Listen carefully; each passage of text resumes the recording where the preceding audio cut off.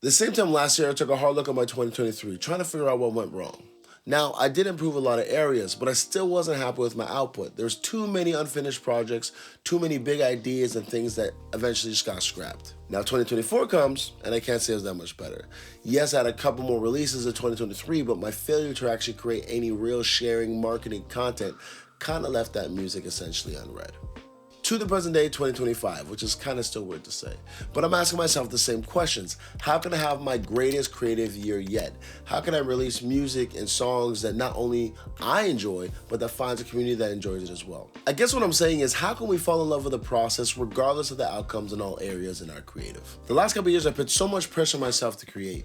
I think the beauty of art is that it's so easy for us to pick this stuff up online, learn it ourselves, master your craft, and then share it and find a community that loves what you do. But the other side of the coin is that it's so easy to get lost in the sauce of creating something for marketing purposes rather than actually staying true and authentic to what you actually do and what you actually love to share. Knowing that this has been one of my biggest problems for the last couple of years, this will most definitely be one of the biggest mindset shifts I'm going to be doing throughout the year. And I actually got this idea from going on a cruise. Well, I mean, more working on a cruise. For context, I am a full-time musician, do about 60 to 80 shows a year with a band that I'm in.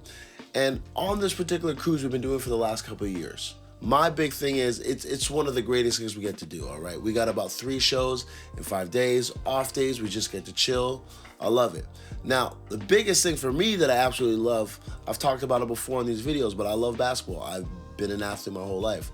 So on this cruise, there is a basketball court on the top of the cruise. Nobody ever really uses it every year. So this is my number one way to guarantee that I come back not too many pounds over from when I left. So I love using that basketball court.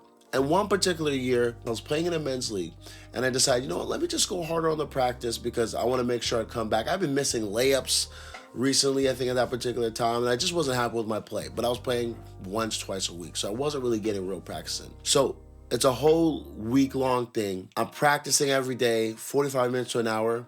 Not really worried about reps necessarily. I'm just going in and having a good time, really practicing the intricacies, working on my layups, working on my shots, working on my form, all these different things.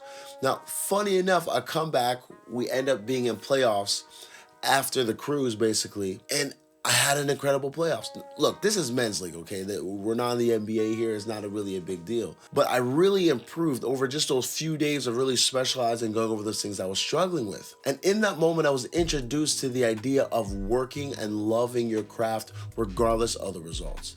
Now, we didn't win anything in playoffs. I think we lost in the semis. But the idea that you can get better without needing to worry about getting better, without needing to put so much pressure on yourself to get better, I innately got a lot better. And mind you, I'm not a master at basketball, so the area for me to have to get better at music is much smaller than me getting better at basketball. But nonetheless, the power of seeing it and experiencing it for myself in my life in a different situation has really been a great encouragement that it is possible to be able to enact and see these changes if you're able to love the process of practice, love the process of just working on your craft and getting better. There's absolutely nothing crazy about the details of my story, but the significance in removing expectations from the practice, from the performance, and just being able to show up because you want to show up.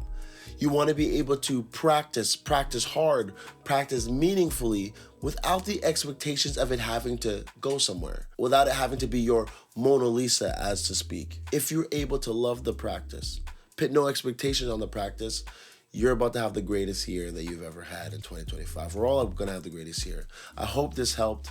If it did help, please leave a comment. Let's comment something like, let's get it 2025. Comment that down below. Go create, be great. Thanks for being here. Peace.